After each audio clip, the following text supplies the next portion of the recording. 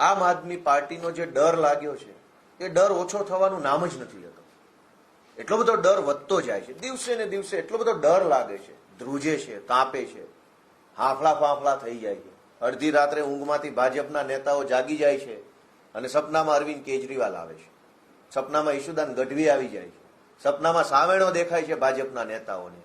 અને અડધી રાત્રે જાગીને એસપી ને ડીવાયએસપી ને ફોન કરે છે કે આપવાળાને પકડી લો, એરેસ્ટ કરી લો, જલ્દી પકડો, નહીતર આ લોકો અમને ચૂંટણી હરાવી દેશે ને પછી અમે ક્યાંયના નહીં રહીએ. રોજ રાત્રે 12 વાગ્યા પછી ભાજપના નેતાઓના સપનામાં સાવેણો આવે છે. આમ આદમી પાર્ટીનો સામાન્ય કાર્યકર્તા ટોપી, સફેદ ટોપી પહેરીને ફરતો એવું દેખાય છે અને એટલા બધા ડરે છે કે રોજ રાત્રે પોલીસ આવે છે.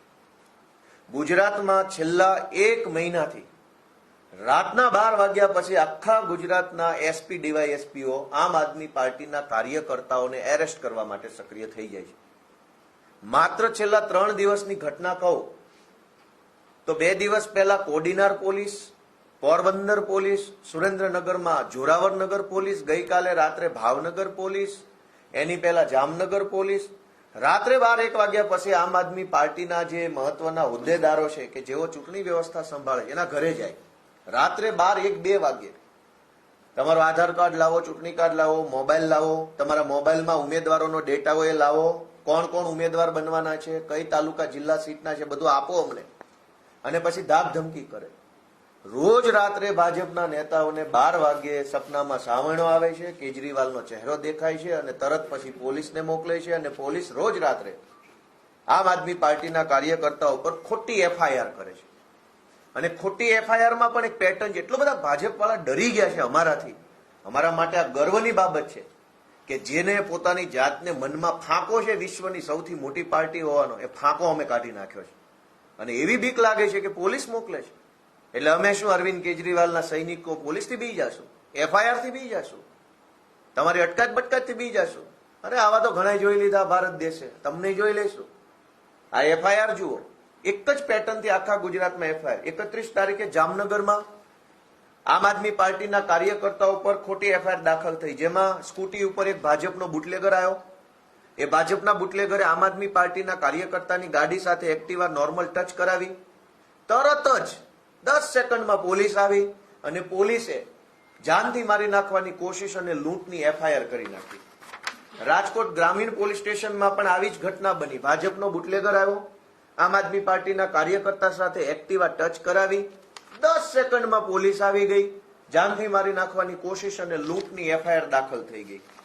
આ રીતે દેવભૂમિ દ્વારકા જિલ્લામાં એક્ટિવા ઉપર ભાજપનો બુટલેગર આવ્યો, એને આમ આદમી પાર્ટીના કાર્યકર્તા સાથે સહેજ ગાડી ટચ કરાવી, બોલાચાલી ઝપાઝપી થઈ, તરત પોલીસ આવી, જાનથી મારી નાખવાની કોશિશ અને લૂંટની એફઆઈઆર દાખલ થઈ.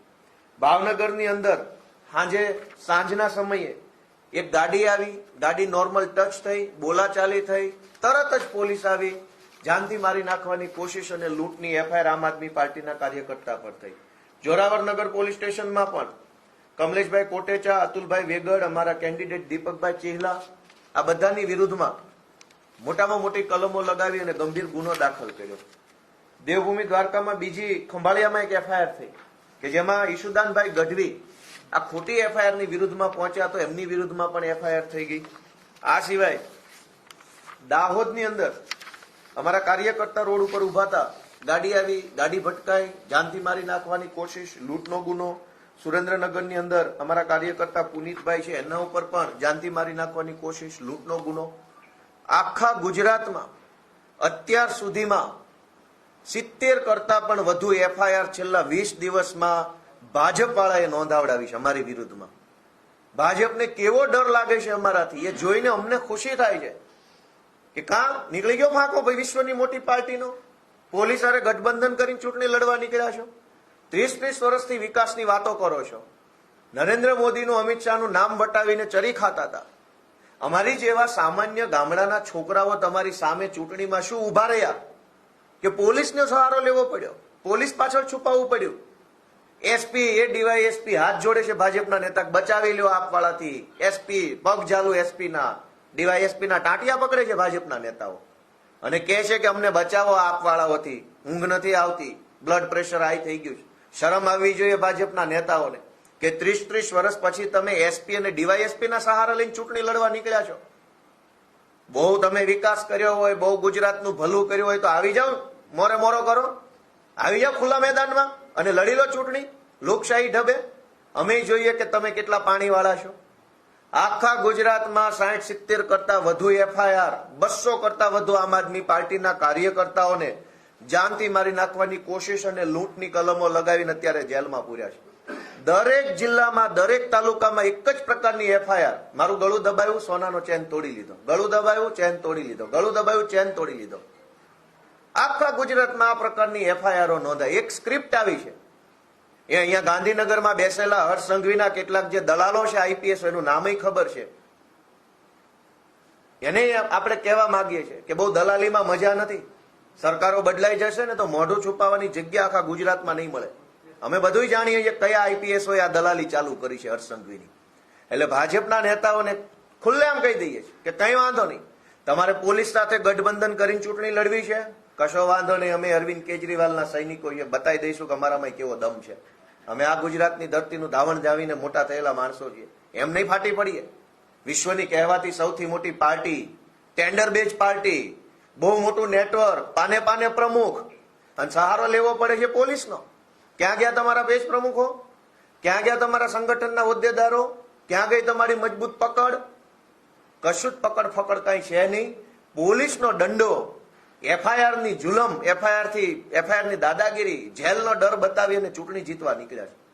આજે હું ગુજરાતની જનતાને એક વિનંતી કરવા માંગુ છું કે જયારે હું આ બોલી રહ્યો છું અત્યારે, ત્યારે ગુજરાતની અંદર આમ આદમી પાર્ટીના 200 કરતા વધુ કાર્યકર્તાઓને એક જ પ્રકારની એફઆઈઆર, ગળામાંથી ચેન ખેંચી લીધો ને ગળું દબાયું. આ એક જ પ્રકારની એફઆઈઆર કરી અને અમારા કાર્યકર્તાઓને એરેસ્ટ કર્યા છે. ભાજપના પ્રદેશ પ્રમુખ 2 દિવસથી બધા જ ઇન્ટરવ્યુમાં બોલ બચ્ચન કરે છે કે અરવિંદ કેજરીવાલ જૂઠ બોલે છે, અરવિંદ કેજરીવાલ અરાજકતા ફેલાવે છે, અરવિંદ કેજરીવાલ આમ કરે છે. અરાજકતા તો તમે ફેલાવી છે પોલીસનો હાથો બનાવીને. રોજ રાત્રે 1:30-2 વાગે અને ગુજરાતભરના 4-5 અલગ અલગ જિલ્લાઓમાંથી સમાચાર આવે કે એલસીબી, એસઓજી, ક્રાઇમ બ્રાન્ચ વાળા ઘરે આવી અને માથાકૂટ કરે છે. ભાજપના નેતાઓને એટલો બધો ડર લાગતો હોય તો રાજકારણ જ છોડી દો ને ભાઈ. ક્યાં તમને કઈ કોઈ સોગંદ આપ્યા છે કે કરવું જ રાજકારણ? રાજીનામું આપો, જાઓ કઈક કામ ધંધો કરો, ખેતી બેતી કરો. રાજકારણ કરવું છે પણ પોલીસની પાછળ છુપાઈને, પોલીસને આગળ કરીને પોછે પાછળ રહેવું છે. આ રાજકારણ નહીં ચાલે. અરવિંદ કેજરીવાલજીએ ગુજરાતના મુખ્યમંત્રીને હમણાં પત્ર લખ્યો કે ભાઈ આ તમારા ભાજપ પાર્ટી ડરમાં ને ડરમાં અમારા કાર્યકર્તાઓ પર ખોટી એફઆઈઆર કરે છે, તો મારે તમને મળવું છે, સમય આપો. તો કેમ સમય નથી આપતા? ટીવીમાં આવીને, ન્યૂઝ ઇન્ટરવ્યુમાં લઈને ભાજપના નેતાઓ મોટી મોટી વાતો કરે છે કે કેજરીવાલ આમ કરે છે, તેમ કરે છે. મુખ્યમંત્રી ગુજરાતના જો સમય આપે, સાચા હોય, ઈમાનદાર હોય, આવા ખોટા ધંધા ન કર્યા હોય, જો ભાજપની સરકારે પોલીસને હાથો ન બનાવી હોય તો સમય આપે મુખ્યમંત્રી. અમે એને 60 એફઆઈઆર નું લિસ્ટ એના ટેબલ ઉપર મૂકવા તૈયાર છીએ કે આ છેલ્લા 20 દિવસમાં લૂંટની અને જાનથી મારી નાખવાની 60 એફઆઈઆરો દાખલ કરી. એક બાજુ ગુજરાતમાં ગુંડાઓ, બુટલેગરો, તોડબાજો બેફામ બન્યા છે.